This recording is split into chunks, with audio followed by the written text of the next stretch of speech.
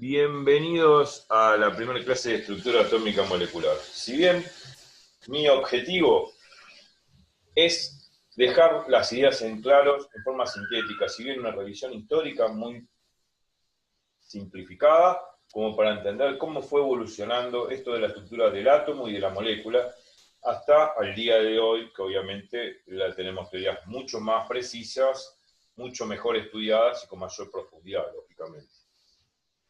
Bueno, no quiero ponerme a hablar porque hablar de esto históricamente podríamos estar todo un día y mucho más.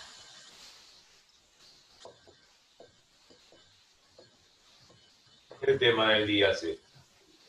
Obviamente a esta altura muchos ya conocen y de oído, aunque sea lo que es un átomo y una molécula, pero no obstante, tiene una historia, vamos a hacer un review histórico de cómo fue evolucionando la cosa. Primero, Bien. los griegos. Demócrito y Leucipo, griegos, filósofos griegos, Leucipo, si lo escribí bien, aproximadamente del 400 antes de Cristo, hace poquito, o sea, hace Sí. poquito mucho, uno de los filósofos que dieron la primera teoría atómica de la materia, teoría atomista.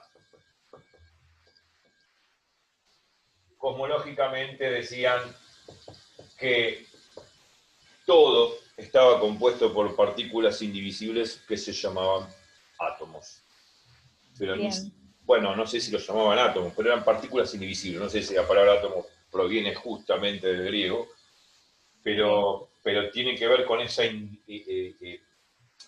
unidad indivisible de la materia, en la cual decían, bueno, esa es la parte que no se puede fragmentar. Quizás tenían la idea de particionar en millones de partes, como partir una cebolla al medio y cortarla en varios pedacitos hasta llegar a una partícula indivisible que a la cual podríamos llamar hoy átomo.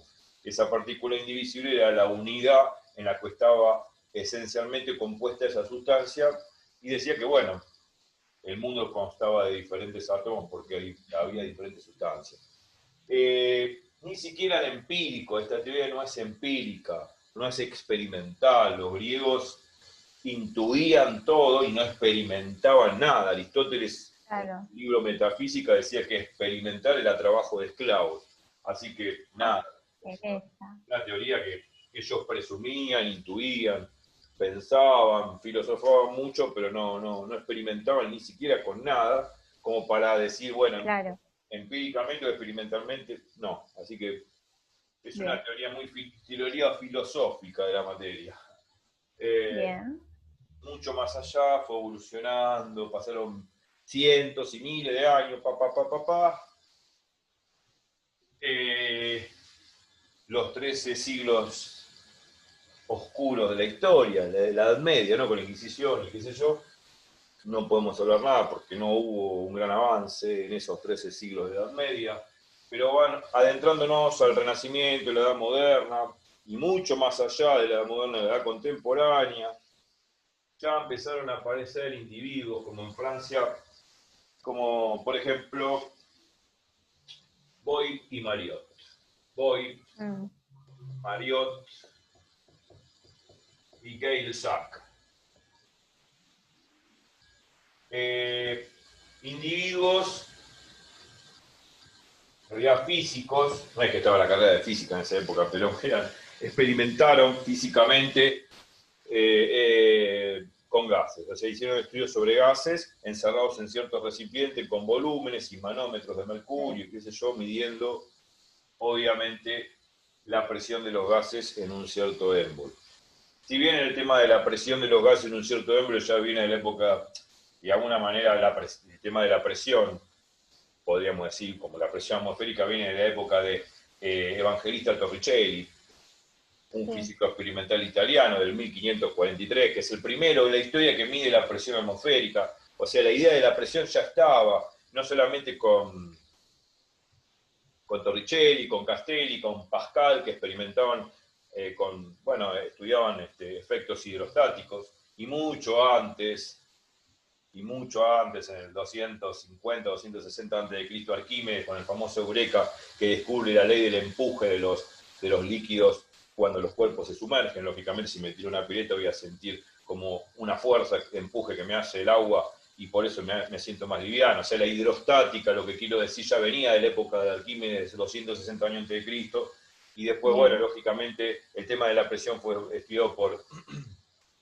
Evangelista Torricelli, Blas Pascal, Castelli, son todos los que estudiaron hidrostática y efectos hidrodinámicos. Bueno, aunque la hidrodinámica vino después con los hermanos Bernoulli en el 1700, sí, por el 1705, por ahí, 1710. Pero bueno, es un raconto histórico. Pero Boyle, Mariotti y Gay-Lussac estudian gases. O sea, estudian la presión de los gases. Sí. En un cierto volumen. Solamente voy a escribir, además de lo que estoy hablando históricamente, los detalles más importantes son los que estoy de alguna manera escribiendo en el pizarrón. La presión de los gases en un cierto volumen a una cierta temperatura. A una temperatura T. Que puede estar medida en grados o puede estar medida en grados Kelvin, ya vamos a ver. Esa famosa ley que decía E1 por B1 sobre T1 es igual a P2 por D2 sobre T2. O sea,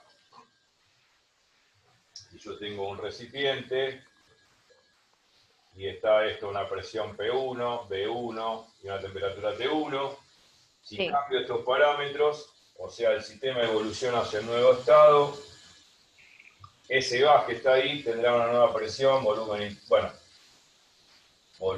y temperatura.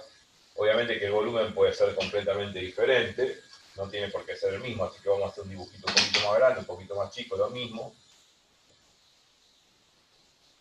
Tiene otra presión, otro volumen, otra temperatura, claro. Bueno, listo. Y esta es la ecuación de los gases.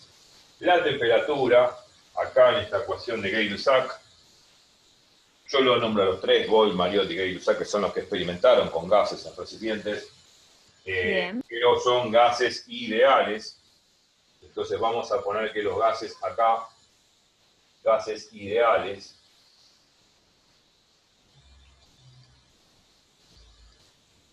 en un cierto volumen a una temperatura T.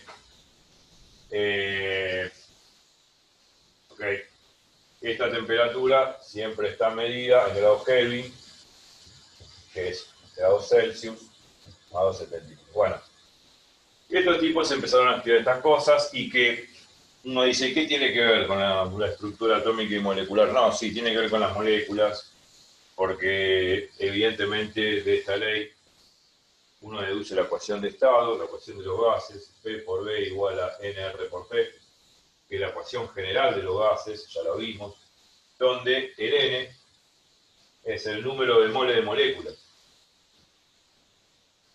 del gas.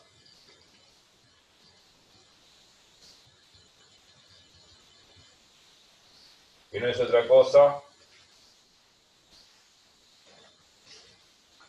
que la masa de gas que hay sobre la masa molar relativa, y que también se puede escribir a futuro también como el número de moléculas que hay dividido el número de Avogadro. El número de Avogadro es 6,02 por 10 a la 23 moléculas. O sea, todos los gases en las mismas condiciones de presión y temperatura, o sea, condiciones normales de presión y temperatura, tienen esta cantidad de moléculas. O sea, esa es la ley de Avogadro, que es lo que viene después de Gay-Lussac y estos señores que estuvieron estudiando todo esto. Pero ahora vamos a hablar de Avogadro. Sí, Avogadro de la época, obviamente, mucho después, 1820, creo. Es unas leyes un poco más profundas, ya de otra época. creo que sí, ya no viene posteriormente a todo esto, pero bueno, ya vamos a hablar de eso. Ahora Ok, te cuento esto, pero bueno, esto surgió después, porque esto de las moléculas y qué sé yo, surge después con este 6,02 por ahí a la 23. Pero ni siquiera en la época de Avogadro se conocía 6,02 por ahí a la 23. Avogadro en 1800, 1820. Se le llamó Avogadro en honor a Avogadro, que decía que dos gases en las mismas condiciones de presión y temperatura, o sea, dos volúmenes de dos gases, dos volúmenes iguales de dos gases en las mismas condiciones normales de presión y temperatura, eh, tienen la misma cantidad de partículas. En realidad, no condiciones normales de presión y temperatura. Él decía, teníamos dos volúmenes de dos gases, o sea, dos volúmenes iguales de dos gases en las mismas condiciones de presión y temperatura, entonces el número de moléculas es la misma. Lo que bien, pasa es que, bueno, muchas veces se habla de CNPT, condición normal de presión y temperatura, porque la presión la tomamos como una atmósfera y la temperatura 0 grados Celsius, que es 273 grados Kelvin. Pero Avogadro no conocía ese número, en 1800, 1820 no se tenía idea de qué era. No se tenía ninguna idea de cuánto valía ese número. Se lo puso, sí, en mención a Avogadro, digamos, pero no se conocía en absoluto ese número. Eh, sí, Avogadro más o menos de 1820, por ahí, 1811, 1811, entre 1811 y 1820 más o menos. Pero se lo puso bien. digamos, en honor a él, el número de Avogadro. Bueno, listo, voy Mariot. Bueno, listo, esta es la ecuación de los gases, que viene después. Gay-Lussac empezó a estudiar esto, sabían esto y punto. Obviamente 150 años después, yo estoy hablando acá, pongámosle en 1760, ¿no? Ya vamos evolucionando en la historia. Vamos ahora a 150 años después. Sería 1810, teoría de Dalton, o sea, Dalton, creo que en inglés, aproximadamente 1810, teoría atómica, es el primero que presenta formalmente la teoría atómica molecular. Bien, En realidad, el defecto que tenía esa teoría que Dalton confundía, hablaba de átomos compuestos, confundía la idea de átomo con molécula, o sea, átomo compuesto es la molécula en realidad, pero no tenía idea de lo que era una molécula, o sea, él presenta una teoría empírica, o sea, basado en lo empírico, en lo experimental, o sea, que de alguna manera estaba acorde a las mediciones que hacía Bohr, Mariotti y Gay-Lussac. Él decía que en esta teoría bien. la materia, o sea, digamos, los elementos están compuestos de átomos.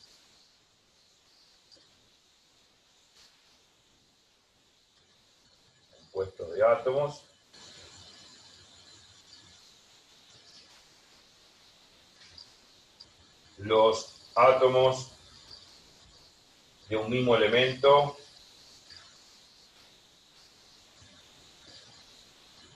son iguales.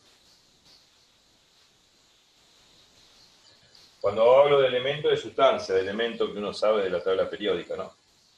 Los Claro, un mismo elemento puede ser sodio, litio, qué sé yo, hidrógeno, lo que sea.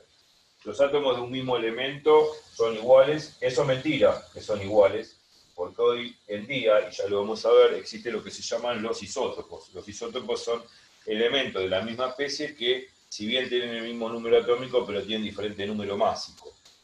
O sea, se diferencian en sus núcleos bien, porque tienen diferente cantidad de neutrones.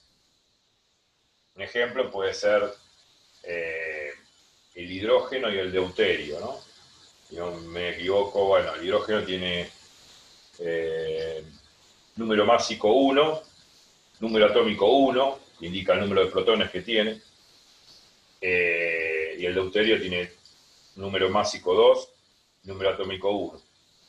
O sea, se diferencian porque el deuterio tiene un neutrón en el núcleo y el hidrógeno no. El hidrógeno está compuesto de un protón y un electrón girando, modelo precario, planetario, protón y un electrón girando. El deuterio tiene un protón y un neutrón y un electrón girando. No me equivoqué, es Bien.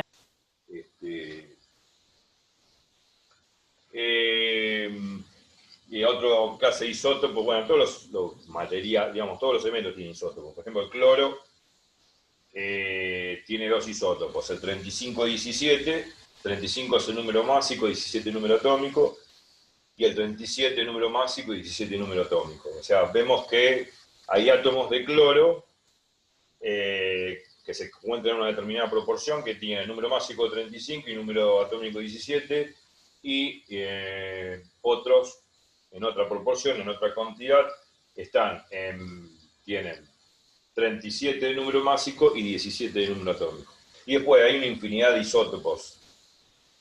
Todos los elementos tienen isótopos. O sea que esto que decía nuestro amigo Dalton, Ok, que los átomos de un mismo elemento son iguales, no, hay isótopos. Él no conocía los. ok. Entonces, una de las debilidades es esta, de la teoría. 3 átomos distintos implica elementos distintos.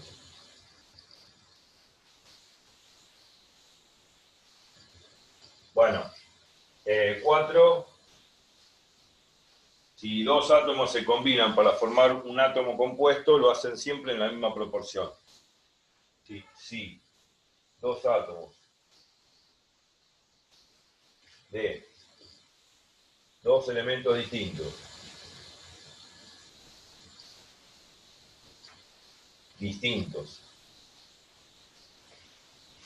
se combinan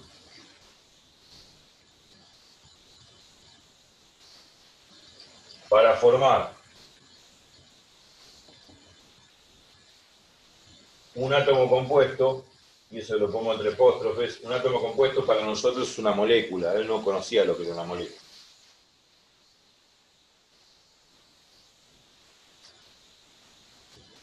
Siempre lo hacen en la misma proporción.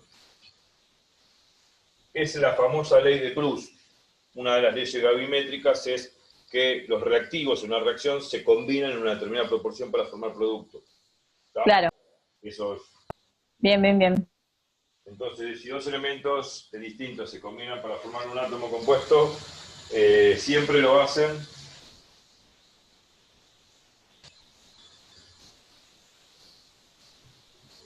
en la misma proporción.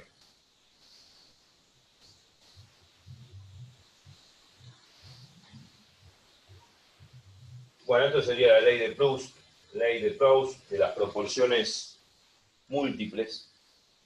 Las proporciones Bien.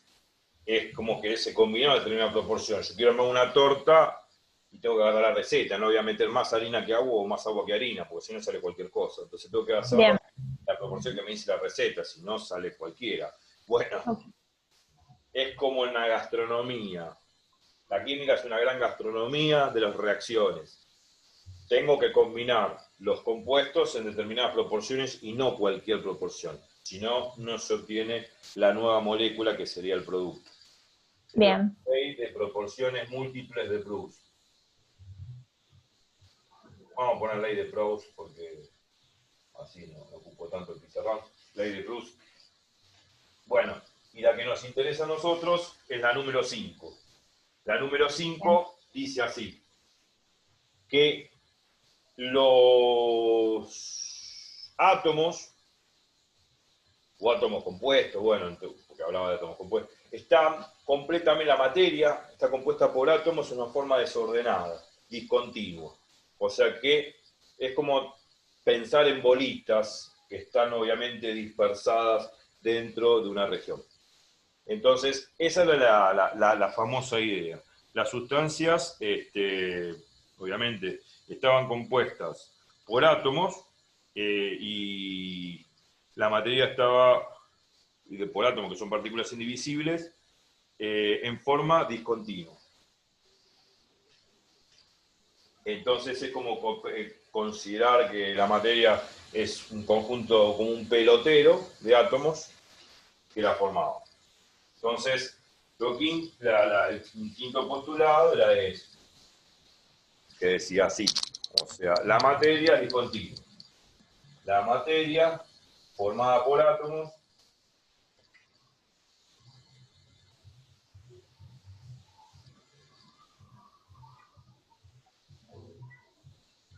es discontinuo. Es discontinuo. Bien.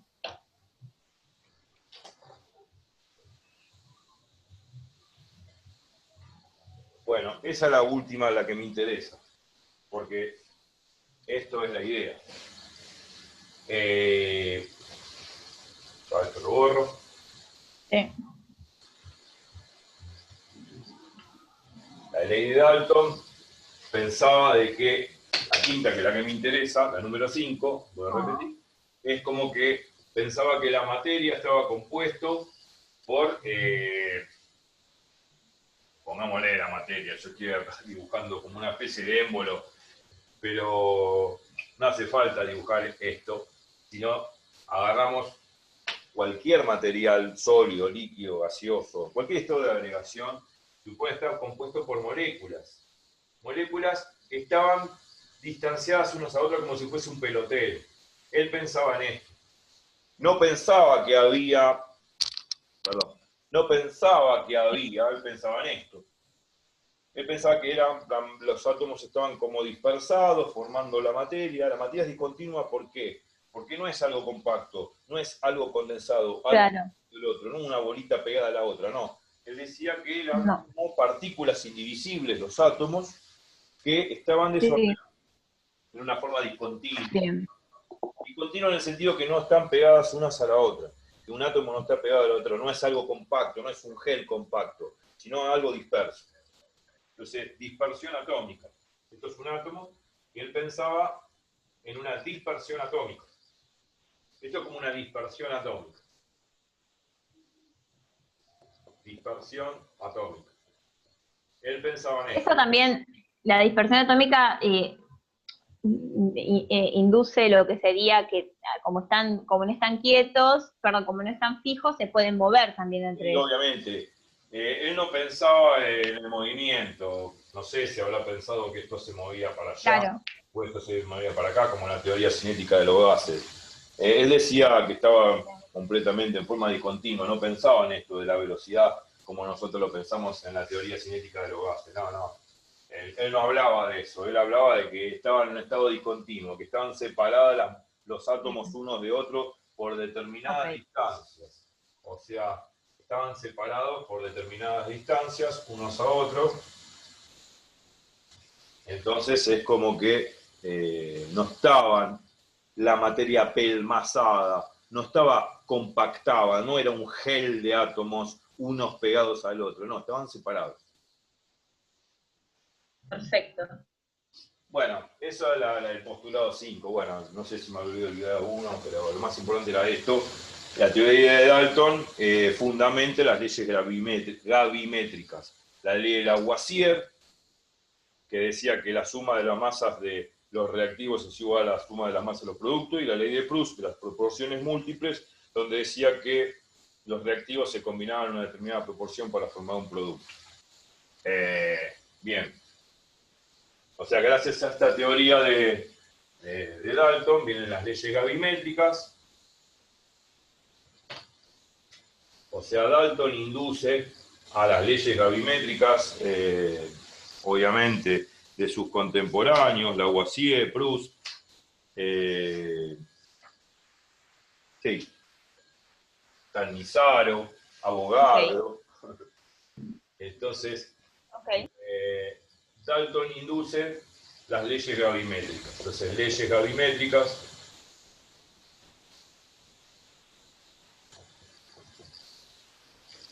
Gravimétricas. Sí, gravimétricas. En realidad está mal escrito. Gravimétricas.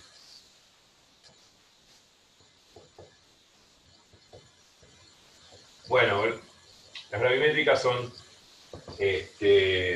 de sus contemporáneos, por ejemplo, Lavoisier. Ley de Lavoisier.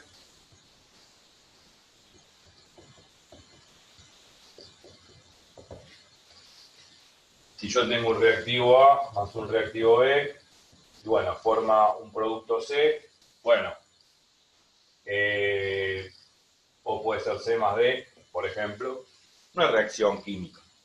Los reactivos producen productos, o sea, estos son los reactivos, estos son los productos. Bueno, decía que si en una balanza, esas balanzas de pesas, de libra, como aparece la justicia, así, teniendo la balanza en la mano, en esa época era todo precario. Hasta yo lo sé en los laboratorios de física en la década del 80. Esa balanza de libra, que tenían un balancín de un lado y un balancín del otro, y metíamos pesitas y cuando la aguja quedaba en el medio porque estaba en equilibrio. Y así medíamos muy grotescamente de las cosas en el laboratorio. Sí.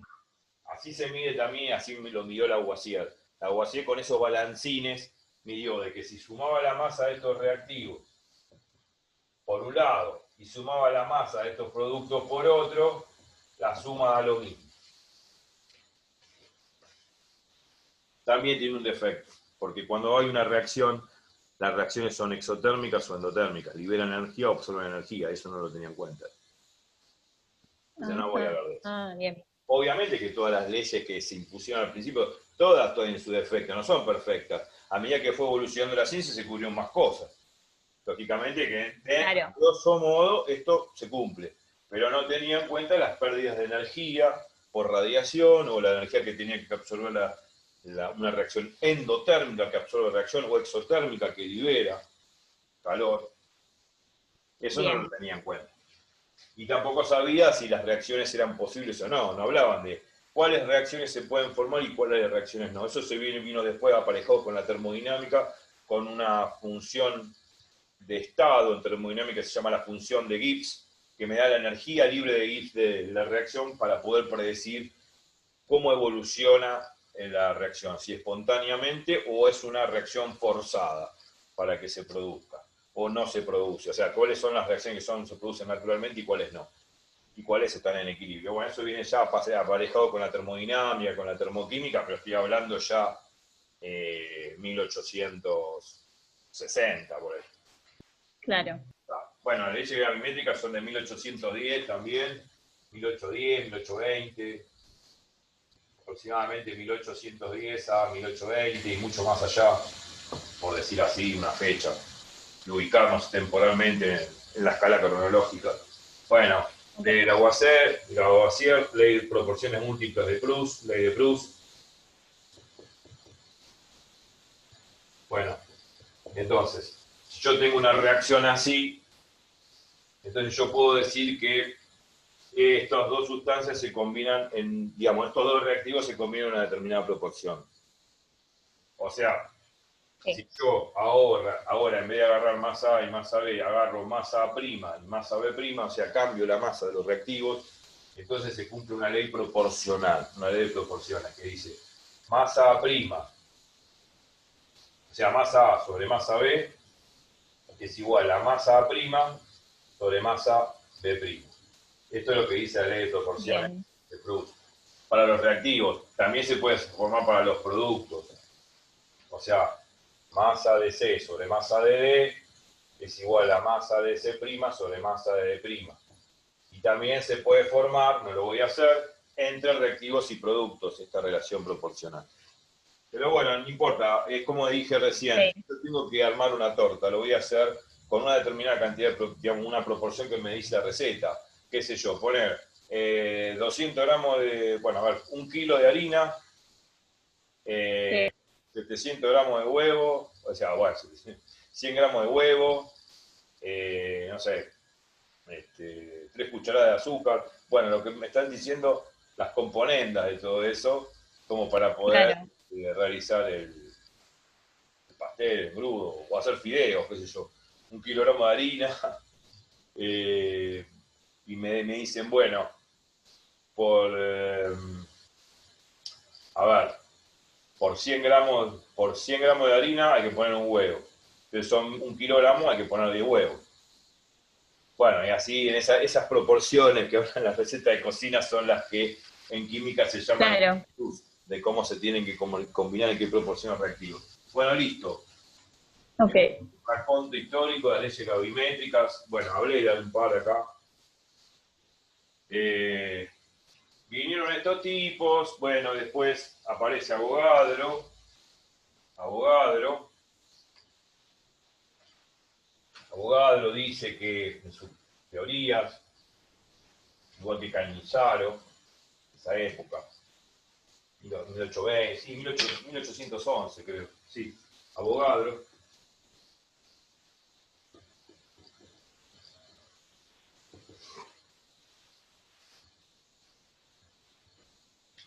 aproximadamente año 1811, postula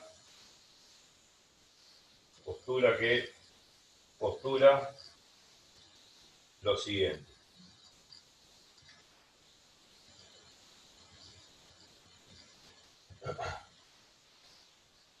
Postula lo siguiente.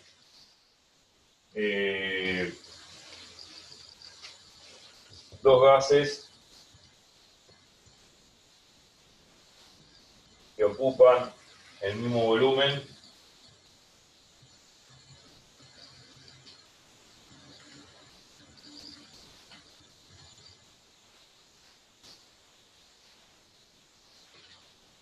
a la misma presión y temperatura,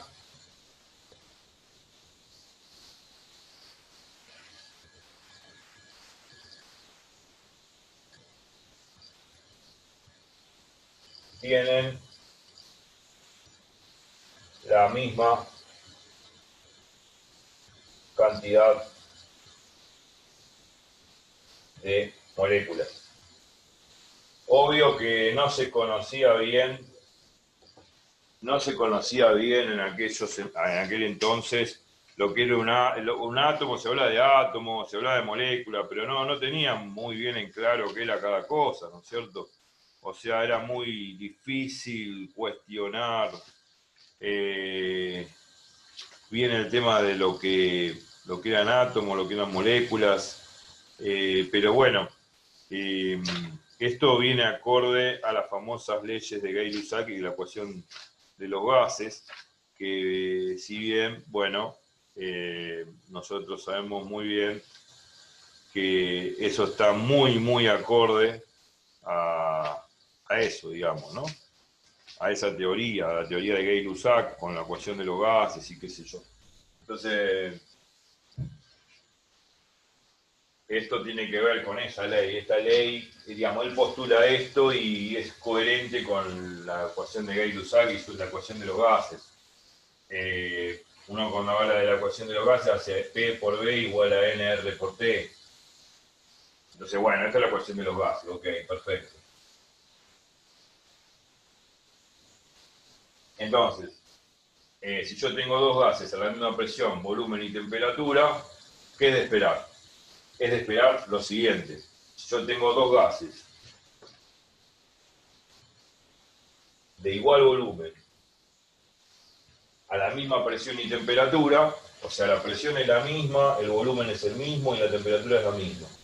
Son exactamente iguales, sin ninguna duda, uno del otro. Entonces, de lo primero podemos sacar de que P por B igual a NR por T. O sea, P por B igual a NR por T. Y acá también, P por B igual a NR por T. Obviamente que son iguales, porque es todo igual. Entonces, pongámosle a este N1 y N2, por ponerlo así. Número de moles de 1 y número de moles de 2. Número de moles de moléculas. Suponiendo que ya sabemos lo que es el número de moles de moléculas, ¿no? Si yo igualo el P por B de acá con el P por B de acá, y bueno, ¿qué me queda? Que N1 por RT es igual a N2 por RT, simplifico los R y simplifico los T, me queda que N1 es igual a N2. O sea, el número de moles de moléculas es el mismo. Viene por Claro. relación que es consistente con la ecuación de los gases de Gay-Lussac y de Boyle-Mariotte, la ecuación general de los gases ideales. Obviamente es coherente la teoría de lo que postula Avogadro, de que tiene la misma cantidad de partículas, porque si uno toma esto e iguala, me queda que N1 es igual a N2. El número de moles de moléculas tiene que ver con el número de moléculas que hay en el recipiente. Que bien nosotros sabemos muy bien que este N1, hoy en día ya sabemos que ese N1 que está acá y ese N2 que está acá se puede poner así. Se puede poner así, como N1, o sea, el número de moléculas que hay en el recipiente 1 sobre el número de Avogadro. Acuérdense que Avogadro no conocía el número de Avogadro, lo pusieron a mencionar. Claro. Igual a N2 sobre Na.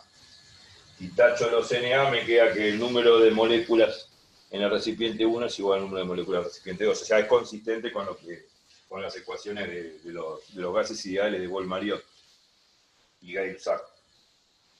Bueno, bla, bla, bla, bla, bla, bla, pero no tenían un carajo de idea de lo que era un átomo, una molécula. Hablan del átomo, de la molécula, pero lo hablaban desde un punto de vista empírico, experimental, macroscópico. No tienen ni idea, no tenían ningún fundamento para hacer en serio una teoría ab inicio, ab inicio significa una teoría matemática profunda y dedicada como hoy la conocemos, de la estructura atómica y molecular. Lo hacían todo empíricamente, experimentalmente.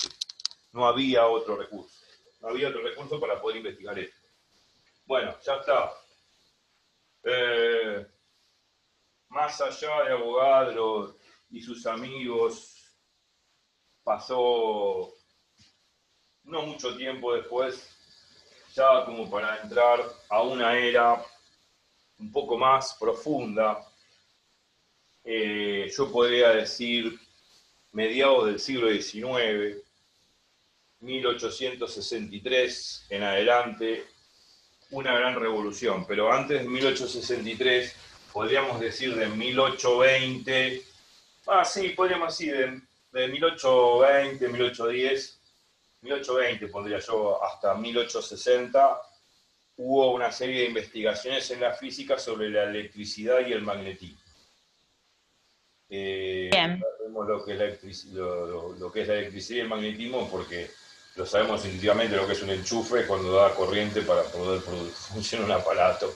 Y el magnetismo, uno siempre agarró esos magnetos que se pegan a la heladera. Bueno, ese es un ferromagneto, obviamente hay una fuerza que es magnética que se adhiere justamente a los materiales férricos, a las sales férricas, a los metales, que son los imanes, digamos, que conocemos hoy en día. Bueno, el campo magnético tiene que ver con los imanes. Bueno, podemos decir que de 1820 hasta 1860 hubo un estudio de los fenómenos eléctricos y magnéticos por separado. Hasta que vino Faraday y pudo experimentalmente, empíricamente, relacionar el campo eléctrico con el campo magnético. Entonces, pongámosle de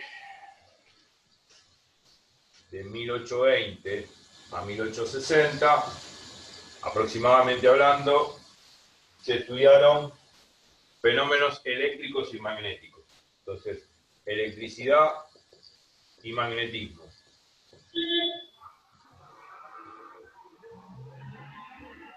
Bien. Electricidad y magnetismo. Ok. Bueno, aproximadamente de 1820 a 1860 a 1860 más o menos. Bueno, en ese periodo, podríamos decir, esos 40 años, como decir, fue un estudio profundo, más delicado, pero empírico. Se hicieron estudios empíricos sobre los campos eléctricos y magnéticos. Entonces, estudios empíricos o experimentales, ¿no? Estudios empíricos Sí, de la electricidad y el magnetismo.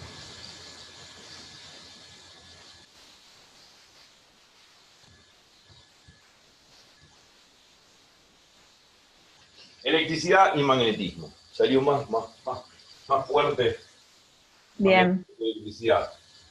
No es porque me guste más el magnetismo que la electricidad, sino es porque la tinta no dio para eso. Electricidad y magnetismo. claro. Eh, pero a nivel empírico. O sea, por ejemplo, cosas muy tontas. Eh, Cuando abro un regalo y tiene un papel de celofán, se me pega la mano. ¿Qué pasó ahí? Sí, Bueno, el celofán es una lámina que por ahí está cargada de electrones. Vamos a poner los electrones como menos. Ya vamos a utilizar los electrones en todo lo que tenemos que hacer. Bueno, y de pronto se me pega la mano, ¿no? Entonces, esta es mi mano. Bueno, no sé, dibujar una mano o otro cuerpo. Puede ser una mano. Entonces, supongamos que esta es una mano, mi mano. Este es el celofán. Bueno, hay electrones sobre la superficie del celofán que lo que hacen, inducen cargas positivas sobre este celofán. ¿Y cómo son esas cargas positivas? Lo que pasa es que estos son electrones, ¿no? Hoy en día los conocemos con electrones. En esa época no tenían un carajo de idea de lo que era un electrón. claro, Ojo, ¿eh? O sea, cuando hablo de electrones, estos tipos durante estos años no conocían un carajo de lo que es el electrón. Olvídense de eso. Esto es para claro, nosotros, para entender mejor, porque ellos lo que experimentaban es que se atraían estas dos cosas con una determinada fuerza. O sea, esto se cargaba negativamente, esto estaba cargado negativamente, esto positivamente y esto se atraía con una determinada fuerza, que se llama fuerza de atracción electrostática. Otro experimento, otro experimento podría ser frotar con un paño una regla. Froto con un paño una regla, la froto, y una vez que la froto, la regla también queda cargada con cargas negativas. Ellos le decían que quedaba cargado negativamente, pero no sabían claro. los electrones. Y de, Perdón, fuerza electrostática es la fuerza cuando dos cosas de carga opuesta se atraen. claro, Bien, y de pronto cargaban, bueno, qué sé yo, puede ser una lámina, o puede ser una placa o de lo que sea, la frotaban con un paño en una determinada dirección y frotaban otro elemento, otra sustancia, otra placa en una determinada dirección y veían que las dos placas, la cargada positivamente, se atraían con una determinada fuerza. Entonces hay una fuerza de atracción electrostática, F, y ahora voy a poner electroestática, fuerza eléctrica pero estática, o sea, todo quieto, todo en reposo. Fuerza de atracción electrostática, todo quieto, todo en reposo. Entonces se atraía esta lámina flotada de un material X con un paño y con el mismo paño flotaba esta, que era de otra placa, de otra sustancia, entonces ¡pum!, se atraían. Por ahí, qué sé yo, agarraba un paño y agarraba una placa de un material, lo flotaba en una dirección, y después con ese mismo paño flotaba otra placa en otra dirección, qué sé yo, bien, y por ahí las dos placas quedaban cargadas de la misma forma. Y en vez de atraerse, se repelían. Por ejemplo, quedaba acá cargada negativamente, esta también quedaba cargada negativamente. Eso de negativamente, vuelvo a repetir, la convencional. Ellos no sabían si eran electrones, protones, no sabían un carajo de esto. Ellos tenían bien, una tabla de cosas que flotaban, empezaban a hacer ese experimento de flotación, veían que algunas veces flotaban las cosas y se atraían, y flotaban eh, chapas de otras sustancias, y por ahí quedaban las dos cargadas negativamente, y veían que bueno, quedaban con la misma carga, no sabían lo que era la carga, pero nosotros le ponemos negativo, ¿no? Entonces, si quedaban cargadas de esta forma, había en vez de una fuerza de atracción, una fuerza de repulsión eléctrica, una Claro. fuerza de repulsión electrostática. Y estas cosas hay que saberlas a futuro, porque vamos a hablar totalmente cuando veamos uniones químicas y todo. Y sobre todo la parte de Bien. la teoría molecular, que use la famosa teoría de repulsión de pares de electrones de valencia, TREPEV, que se la debemos a Powell de 1930. Pero bueno, no quiero hablar de eso. Vuelvo a repetir. Yo dije electrones, no dije nada. Entre nosotros. Ellos no Claro. saben lo que eran electrones. Ellos agarraban, había una serie de tablas, se llamaban tablas triboeléctricas. Triboeléctricas. ¿Eran tablas de qué? Como una especie de tablas periódicas, podríamos decir, donde frotaban con un paño de lana ciertas sustancias. Qué sé yo, ámbar, Bien. madera, papel, qué sé yo, de todo. Entonces veían que algunas o se cargaban positivamente o se cargaban negativamente. ¿En qué sentido? No porque conocían lo que era el electrón, no, no conocían el electrón. Veían que si frotaban placas, una placa A y una placa B de diferentes sustancias, con el mismo paño, el A, veía que se atraía. Si se atraía, entonces convencionalmente decían los tipos, bueno, este se carga negativamente y este se carga positivamente. Después agarraban dos placas de otras dos sustancias, las flotaban y veían que se repelían. ¿Cómo puede ser que se estén repeliendo? Bueno, entonces podemos suponer que se cargan con la misma carga. O son todas negativas o también pueden ser todas positivas, porque esto podría llegar a ser así. O las dos placas se cargan con la misma carga. Pero esta carga era todo convencional. Eran tablas de series triboeléctricas donde veían que había sustancias que, bueno, las frotaban, bueno, por ahí, vamos a hacer un poquito más cercano, algunas se atraían, otras se repelían, entonces ellos le ponían signos negativos o positivos a las cosas, como para diferenciar. Pero no era porque de alguna manera conocían el Bien. electrón, el protón, el núcleo, tenían la más puta idea. Entonces, veían en esas series tribológicas, tribológicas, en esas series triboeléctricas, diferentes sustancias que iban confrontándose con un paño determinado de lana y veía que se cargaban de diferentes formas. ¿Por qué? Porque presentaban que acá se atraían, acá se repelían, acá también se repelen. Bueno, esa fuerza es la Bien. fuerza de repulsión electrostática. Acá es repulsión y acá es atracción. O sea, acá ¿qué tenemos? Acá tenemos atracción Sí. y acá tenemos repulsión.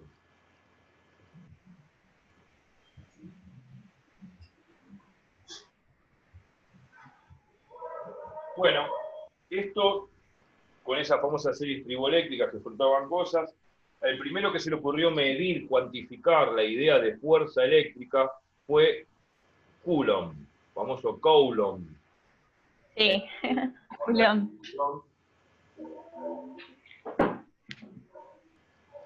Coulomb, que la vamos a usar, la ley de Coulomb, también aproximadamente, no sé, 1820, a ver, sí, creo que sí.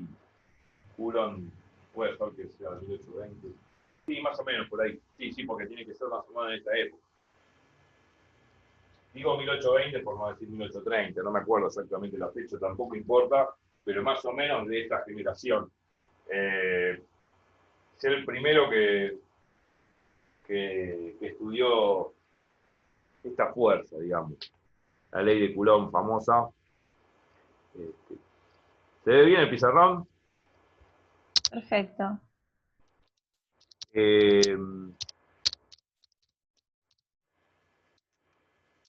Eh, bueno, fue el primero que cuantificó la fuerza. No, me parece que ahora recordando, ¿no? 1785, no, la ley de Coulomb es de antes, es de 1785, por ahí es antes, ya me parecía.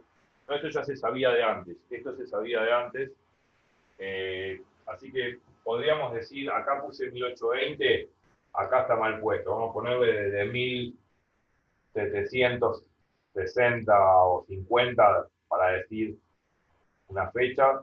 Igualmente esto también lo experimentó Tales de Mileto cuando flotó una piedra de ámbar en Egipto el día que atraía las hojas de otoño.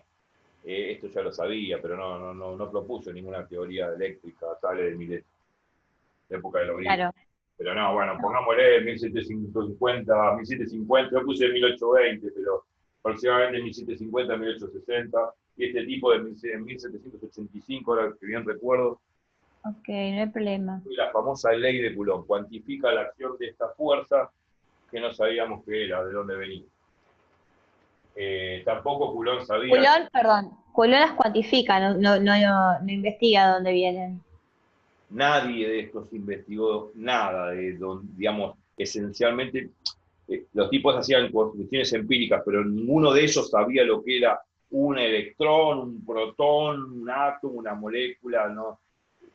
Hablaba de átomos y moléculas en la época del Lavoisier y en la época de Proust y todos ellos, empíricamente, por los experimentos que realizaban, pero no sabían lo que era precisamente en forma teórica, ¿no? No había una teoría profunda como la que hoy tenemos, que es la mecánica cuántica, que analiza todo el mundo corpuscular y atómico.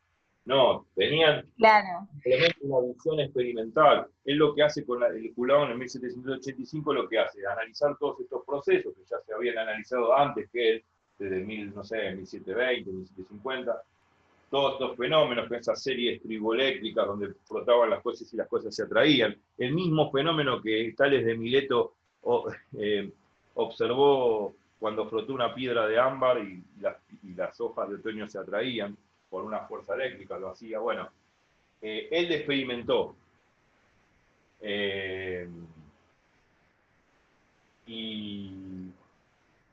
y calculó la atracción de esas fuerzas con una balanza que se llama, creo, la balanza de Cavendish. El experimento consistía en tomar un cilindro en vacío, hacía vacío, practicaba el vacío acá, había una balanza de torsión, a ver, no, eh, sí, no, esto de experimento de Cavendish no, es otra cosa. Lo que hizo él es, bueno, experiencias de atracción, sí, si bien las analizaba en el vacío, sí, lo hacía con una balanza, la balanza, un balancín de torsión, y cargando esferas y qué sé yo. Eh, Creo que sí, era así como quería hacer. Sí, una balanza de Cavendish. Estaba bien, me estaba equivocando con la fuerza gravitatoria. No hay problema, no hay problema. Sí, perdón. La balanza de Cavendish era así. Se hacía vacío acá adentro. Acá había un eje de la balanza. Y acá había como una especie de indicador con una flechita. eh, que de alguna manera tenía como una especie de esta balanza, una especie de resorte. Bueno, sí, una especie de resorte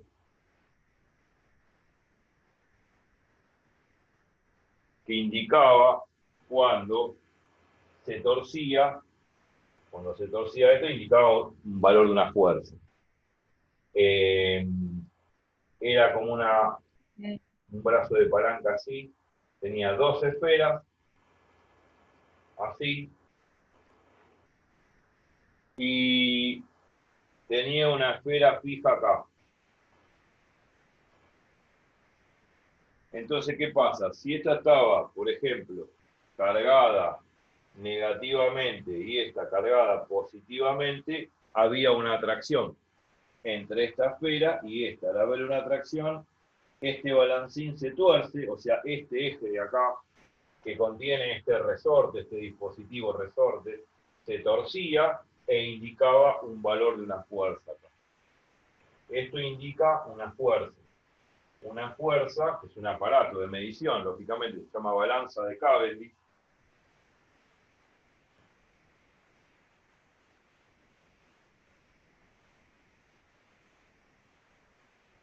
Y no importa. Se llama balanza de Carl, es una balanza de torsión. ¿Por qué de torsión? Porque se tuerce este resorte, ¿por qué? Por la acción de atracción que existe entre esta esferita, que está cargada positivamente, y está cargada negativamente. Entonces, ¿qué pasa? Como están cargados una positivamente y negativamente, sabemos que cuando hay una diferencia de carga hay una atracción electrostática. ¿Se entiende eso? Sí, sí, sí. O sea, esto es como que gira, es como que se tuerce un poquito. ¿Por qué? Se tuerce un poquito porque hay una atracción de esta esfera fija sobre esta esfera móvil, que está obviamente rotando alrededor de este eje. ¿Me explico? Se rota alrededor de este eje. Sí, sí, Rota sí. de tal forma que es solidario a la atracción, porque si esto rota así, o sea, si esto rota así, o sea, en este sentido, al rotar se atraen, obviamente al rotar se atraen, y esto hace torcer acá el resorte e indicar con este puntero una determinada fuerza que se mide en Dina, Newton, como nosotros sabemos en dinámica, en física. Y esa Ok. fuerza eléctrica, esa fuerza, es una fuerza electrostática que vale esto. K, que es una constante específica del vacío, esto es experimental, esta K es empírica. La carga que tiene la esfera positiva por la carga que tiene la esfera negativa, dividido la distancia al cuadrado. Entre las esferas hay una distancia que la vamos a llamar R, que es la distancia que existe centro a centro, ¿no?, de las esferas, o sea, sobre la distancia al cuadrado. Esto es la ley de Coulomb, donde K es una constante específica que se mide experimentalmente. K es la carga de esta esfera, la esfera positiva. Q menos es la carga de la esfera negativa, o sea, cargada negativamente. Y R es la distancia centro a centro de las esferas. ¿Me explico? Y acá elevado Sí, al cuadrado. Esta ley es empírica. Ley empírica. Ley empírica de atracción. De atracción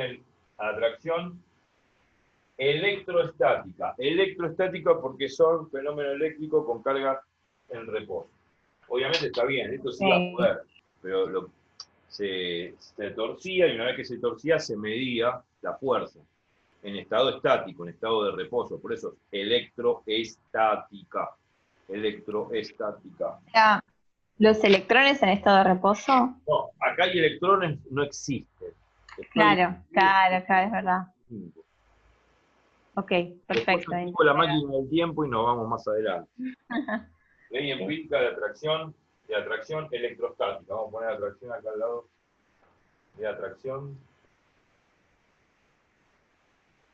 electrostática. Algo hay que saber, no sé, pero trato de hacerlo lo más sencillamente posible. Bueno, la cuestión y ahora resumiendo esta ley que es fundamental y que va a ser importante para todos nosotros, sobre todo en química. Resumiendo esta ley,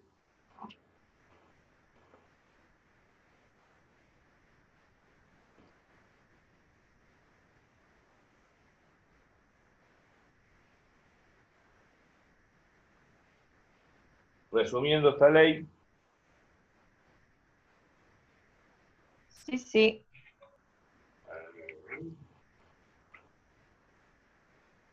vamos a decir lo siguiente. Esto se hizo en el vacío, ¿no? Este experimento, lógico. Bien. Entonces, estamos en los fenómenos eléctricos y magnéticos. Sí. Electrostática,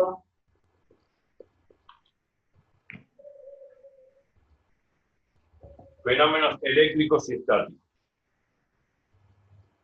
Tengo una carga positiva y una carga negativa.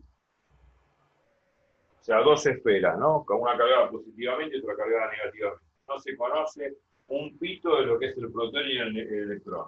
No importa, es Bien. algo experimental, muy precario. Se encuentra a una determinada distancia de un centro, digamos, del centro de una al centro de la otra. R. Bueno, perfecto. ¿Cuánto vale la fuerza de atracción electrostática? Bueno, la fuerza que hace esta sobre esta, o la fuerza que hace esta sobre esta, las recíprocamente son iguales, ¿no? O sea, esta es la fuerza eléctrica que hace una sobre la otra, son exactamente iguales por acción y reacción. La fuerza que hace la primera sobre la segunda, igual que la fuerza que hace la segunda sobre la primera, por la ley, digamos, de acción y reacción. Y esa fuerza, bueno, vale esa ley. K por la Q positiva, por la Q negativa, sobre distancia cuadrada. Obviamente, lo que es carga positiva es mayor que 0 y que lo que es carga negativa se toma convencionalmente como un número negativo. ¿Está? Y Bien. esto se llama atracción. O sea, esto es atracción. Atracción. Y lo que se llamaría en contraposición sería la repulsión, que es todo lo contrario. Repulsión.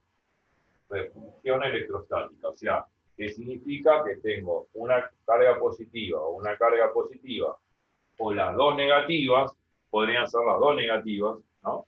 Sí. Ya, podría ser, si son positivas o negativas. Si son positivas, bueno, lógicamente también se van a atraer, se van a repeler. Obviamente están a una determinada distancia. Obviamente la fuerza que hace uno, la primera sobre la segunda, es una fuerza que hace la segunda sobre la primera por la ley de acción y reacción. Claro. La fuerza es igual a esta fuerza, pero es repulsiva. También vale esto, también vale esta fórmula. ¿Está? Esta fuerza es repulsiva. Siempre la fórmula es la misma. En este caso las dos cargas son positivas, carga 1 y carga 2. Si ponemos para distinguir carga 1 y carga 2, para distinguir una de la otra. Esta tiene carga 1, esta tiene carga 2. Acá también, esta tiene Bien. carga 1 y esta tiene carga 2. Bueno, entonces la ley se escribe así. La fuerza repulsiva es la constante empírica que hay que calcular, que voy a decir quién es. La carga positiva, de la carga 1, que es positiva, por la carga 2, que es positiva, sobre la distancia al cuadrado. Se supone que acá carga 1 es positiva y carga 2 es positiva. Y en el caso de también la repulsión, en el caso que son las dos negativas, con la dos negativa, ok, también hay repulsión.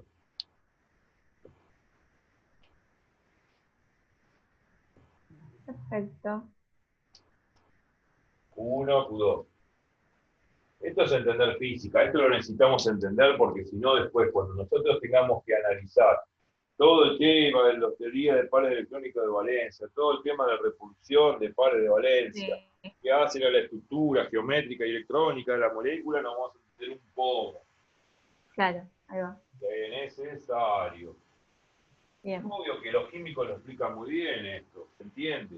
Me Pero gusta, por arriba.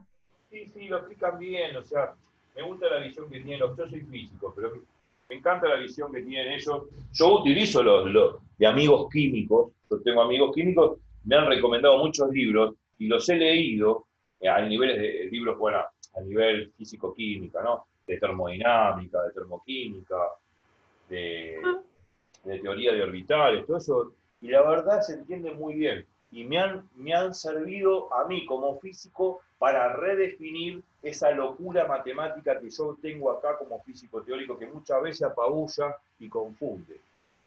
Así que les agradezco. Bueno, y acá lo mismo, la fuerza es lo mismo, vale la misma fórmula, la diferencia es que acá las cargas son negativas. La fórmula es siempre la misma. Bueno, esto es Perfecto. repulsión. Bien. Bueno, Va a ser importante. Esa constante es empírica. No importa qué mierda es. Se mide así, es 1/4 pi epsilon 0. A epsilon 0 se lo llama permitividad del vacío. Permitividad del vacío. Bien.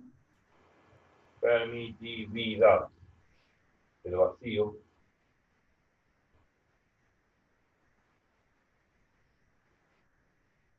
¿Cuánto valía esa porquería? Creo que valía esto, perdón, 8,85 por 10 a la... por 10 a la... 10 a la menos 12. Sí, sí, 10 a la menos 12 culón al cuadrado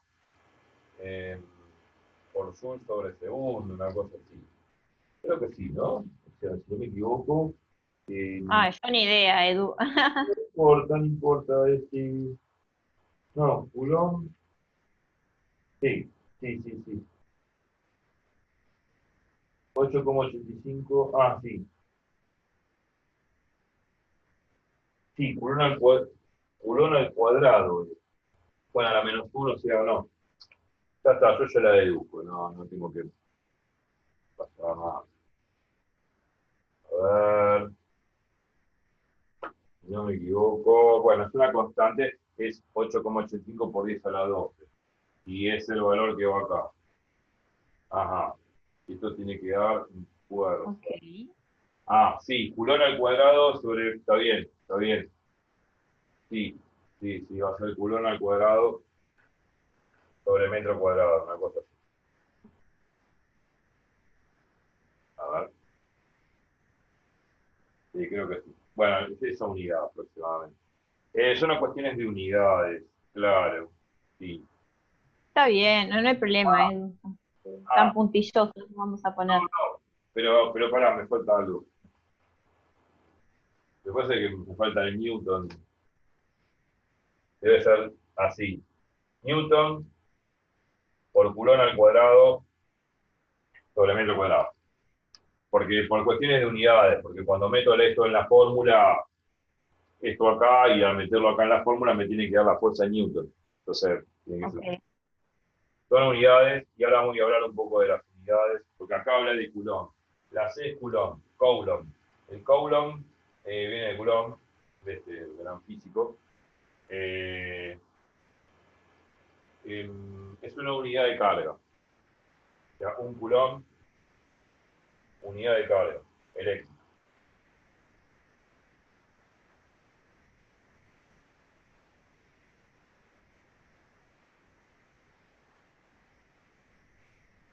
Es una unidad de carga eléctrica.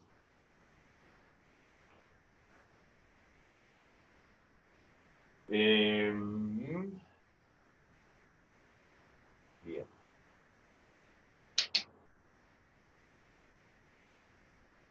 bien, bien, bien, bien. Está bien.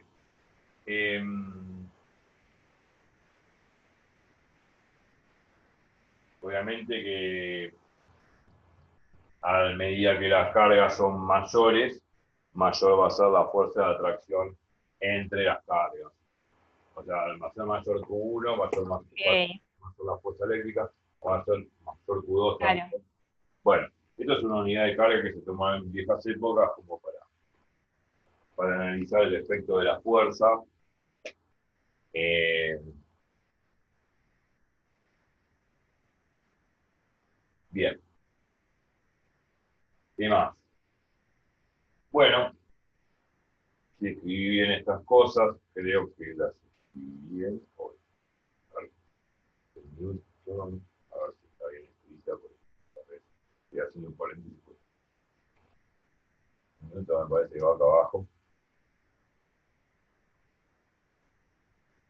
Repensando, estaba mirando y repensando, por eso me detuve y hice silencio para repensar el tema de las unidades y creo que ahora sí está bien escrito. Sí, así. New es 8,85 por 10 a la 12 culón al cuadrado sobre Newton por metro cuadrado.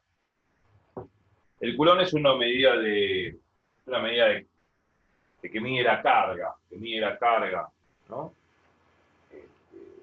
La cantidad de carga que pueda llegar Claro. a medirse empíricamente a través de esta fórmula, ¿no? Empíricamente es una constante que sale experimentalmente, tipos se experimentaron muchas veces para sacar este valor, y es el valor que se adecuaba en promedio, dependiendo del promedio estadístico, ¿no es cierto?, que hablamos una vez, del promedio estadístico de varias mediciones, se hacían muchas mediciones, y sacaba un promedio de cuánto tendría que ser esta constante K. Esta constante K es aproximadamente 1 sobre 4 pi epsilon 0, que se llama permitividad del vacío hoy. Bueno, eso sacaron en realidad esta constante K. Habría que hacer esta cuenta, 1 sobre 4 pi epsilon 0, que es la permitividad del vacío. Al hacer esta cuenta, ellos sacaron el valor de K. Una vez que sacaron el valor de K, bueno, era el valor de K necesario para poder hacer esta operación. Entonces, la unidad de carga sale de acá. Si yo, por ejemplo, pongo un coulomb, digamos, pongo un 1 acá y un 1 acá, queda 1 al cuadrado 1. A una distancia de pongámosle, no sé, 1 metro. Bueno, en metro, 1 metro al cuadrado. Entonces tengo que multiplicarlo por esta constante y acá me tendría que dar 1. Pero bueno, entonces la medida de unidad de carga la medían evaluando así, con varios experimentos.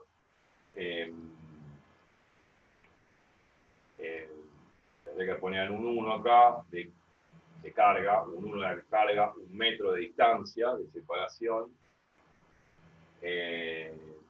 Hacían esta cuenta, claro, y bueno, esta constante ya la conocían, y sacaban una fuerza que era la que medían empíricamente con esta balanza de Cavendish, por ejemplo. Y bueno, esto era convencional, digamos. Claro. Era convencional lo de la medida Coulomb porque se adecuaba al experimento este. Era puramente convencional.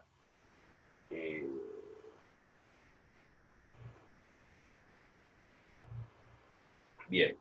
Entonces, Bien. vamos a hacer un paréntesis. Bueno, prosiguiendo. Bueno, redefiniendo esto un poco, descansando un poco también, porque el tema que descansa un poco. Todo esto es empírico, esta constante se mide experimentalmente, se toma como unidad de medida del Coulomb, que es una cantidad de carga, que en esa época no sabían qué era la carga, no sabían lo que era el electrón, ni el protón, ni nada, ¿verdad? Era todo empírico, y con la balanza de torsión podían medir las fuerzas de atracción entre cuerpos que, bueno, o se atraían o se repelían porque tenían la misma carga. Esto se tomaba la unidad Coulomb, la unidad de carga eléctrica, que va a tener después que ver a futuro con la carga del electrón, pero ahora no existen los electrones. Bueno, todo es empírico, todo es experimental y todo es maravilloso, así. Pero bueno, ¿qué más? Bien. Esta es la idea de fuerza eléctrica que existe entre dos cargas. Pero bueno, podríamos tener una idea de lo que es también el campo eléctrico que genera una carga. Yo acá estoy hablando de dos cargas, una carga positiva y una carga negativa. Yo sé que hay presencia de dos cargas y se atraen. Y yo medí una fuerza que es la ley de Coulomb. Ok. Entonces, ahora lo que vamos a hacer es lo siguiente. Vamos a definir lo que es el campo eléctrico que genera una carga eléctrica. ¿Y por qué una carga y no dos, como la ley de Coulomb? Bueno, ahora vamos a ver. ¿Una carga eléctrica es una carga puntual? Sí, una carga puntual es una sola carga ubicada en un determinado lugar del espacio y que puede hacer una fuerza a otra carga a través de la ley de Coulomb. Esa fuerza que hace esa carga, que está fija en el espacio sobre otra, puede ser una fuerza de carácter atractivo, o sea, la tiende a atraer, o repulsivo, que la tiende a rechazar. Dependiendo del signo de las cargas, ¿no? Como dije recién. Claro. En este caso las cargas son del mismo signo, entonces se repele. Claro. Se repulsa, por eso las fuerzas apuntan en el sentido contrario. Pero bueno, vamos a definir ahora, a partir de este fenómeno físico, si bien sabemos la acción de la fuerza que hace una carga sobre la otra, pero ahora yo quiero ver qué pasa cuando tengo una sola carga. ¿Qué pasa con esa sola carga? Bueno, esa carga puede generar lo que se llama un campo eléctrico. Un campo eléctrico. Un campo eléctrico que significa que si aparece otra carguita por ahí molestando como una mosquita, esa fuerza, esa carga que aparece como una mosquita, la carga que está fija en el espacio le hace una fuerza a esa carga mosquita que anda paseando por ahí. Eso tiene que ver con lo que se llama la idea del campo eléctrico. Lo dije así de manera muy grotesca, pero vamos a hablar de lo que es el campo eléctrico. Campo eléctrico de una carga. O sea, interactúan entre campos eléctricos. Sí, en realidad cada carga genera un campo eléctrico, eso es lo que vamos a ver. Bien. Yo tengo, por ejemplo, una carga que es positiva. Bueno, no es ni protón, no es ni electrón, ni protón, digamos, olvidémonos de eso. Yo tengo una carga que es positiva. Y de pronto, bueno, yo puedo decir que esta carga va a ser una fuerza sobre una carga, que le digo, o sea, una carga mosquita que está molestando por ahí, pongámosle una carga que está acá, que se llama carga de prueba, no importa, es una carga. Y es una carga, también podríamos decir una carga positiva, por decir así. Tenemos una carguita, una carga fija positiva en el espacio y una carguita positiva acá. Bueno, listo. Yo sé que hay una distancia entre estas dos cargas. A esta la vamos a llamar Q grande y acá está Q chiquito. Como una mosquita. Bueno, Bien. en realidad hay una distancia entre los dos. Hay una distancia R. Y hay una fuerza de R, sí. R es también distancia, te pregunto porque lo vi, es también cuando está hablando, no, yo sé que no estamos hablando ni de átomos ni nada, pero hablando entre átomos también es lo mismo. Sí, tiene que ver con eso, con el radio atómico y todo eso. Sí, pero supongamos que acá no es el núcleo atómico ni este es un electrón. No. Supongamos que esto es así. Son dos cargas, una positiva y otra positiva, no importa. Es una bola que tiene una carga positiva y otra bolita que tiene una carga Q positiva. Bueno, entonces hay una fuerza de repulsión. Así, Sí. FR y acá también, FR. La fuerza de repulsión sale por Coulomb. Bien. Y bueno, la fuerza de repulsión es la constante K esa por Q grande, por Q chiquita, sobre la distancia cuadrada. Bien. Bueno, si yo esto que está multiplicando lo paso dividiendo acá, me queda así.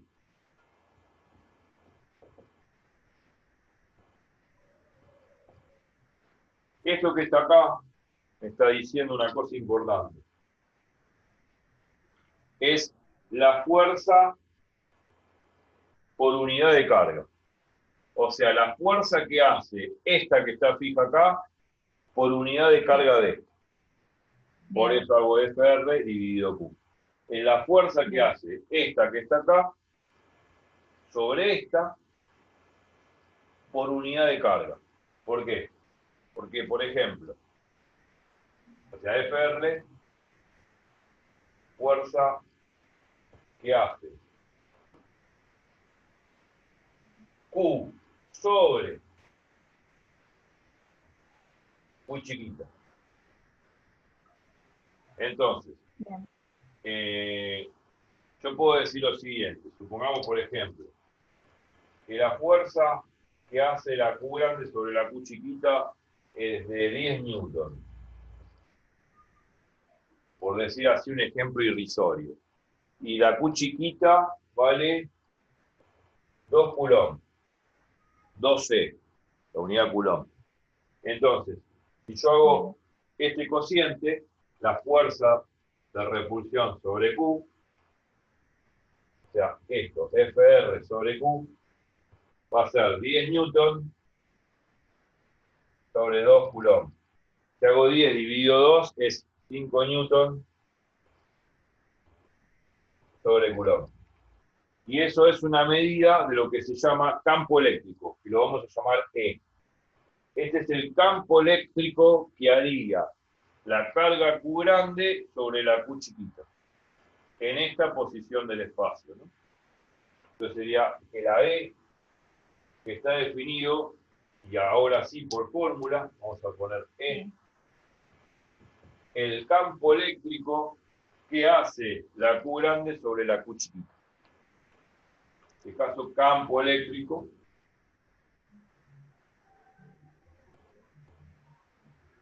o electrostático que hace la Q grande sobre la Q chiquita. Bien.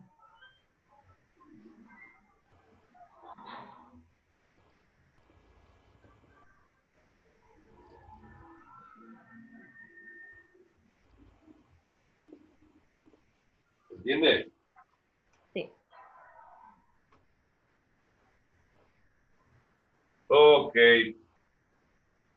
Entonces, en este ejemplo, el campo eléctrico que hace la Q grande sobre la Q chiquita es por cada coulomb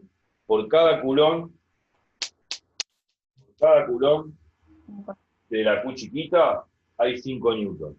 Por cada 2 coulomb hay 10 newton, es proporcional la cosa. Claro. Es eso. Entonces, por cada coulomb de la Q chiquita hay 5 newton, o sea, hace una fuerza, la Q grande sobre la Q chiquita de 5 newton. Por cada coulomb de la Q chiquita hay 5 newton de fuerza. Por cada 2 coulomb, lógicamente, que es la carga de la Q chiquita, obviamente que hay 10 newton. Bueno, esto es el campo eléctrico. Campo eléctrico o campo electrostático. Electrostático. Que hace la Q sobre la Q chiquita. Bueno, esa es la idea de campo eléctrico. Entonces, una carga positiva perdidita en el espacio, como esta Q, la Q grande, yo puedo decir que esta Q positiva perdidita en el espacio, por decir así, ejerce un campo eléctrico así, de esta forma. Es como que irradia un campo eléctrico.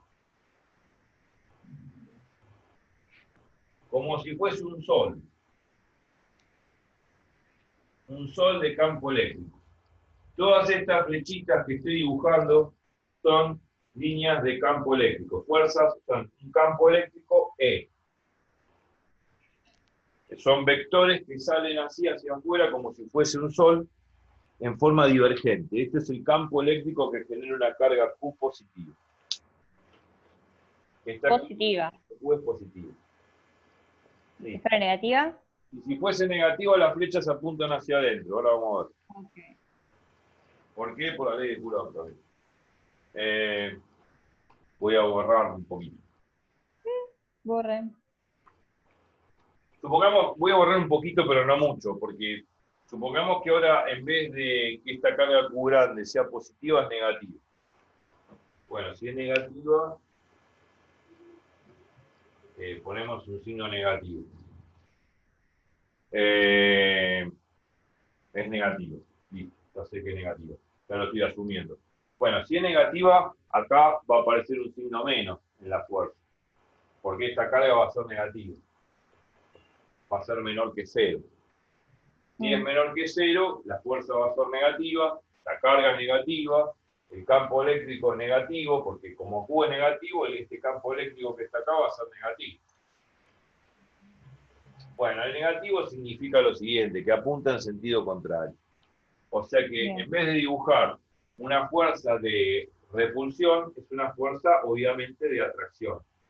O sea que acá esta fuerza apunta en sentido atractivo, o sea, apunta hacia adentro, o sea, de alguna manera así. O sea que la carguita esta siente una fuerza de atracción electrostática ahora, que apunta en el sentido de la carga grande. Bien. O sea que esta fuerza es una fuerza de atracción ahora, no de repulsión, de atracción. Bueno, este campo eléctrico ahora es atractivo, no es repulsivo. Este, cuando era positivo, es, digamos, cuando era repulsivo es divergente el campo. En el caso de que cambie el signo, porque hoy obviamente las cargas son de diferentes signos, hay una fuerza de atracción, la carga de esta Q va a ser negativa, el campo de atracción va a ser negativo, y eso significa que, como esto es un vector en realidad, las líneas de campo apuntarían hacia adentro, en el caso de que la carga fuese negativa. Entonces, en el caso que sea atractivo, las líneas de campo apuntan del campo eléctrico hacia adentro, hacia la carga. O sea que apuntarían así.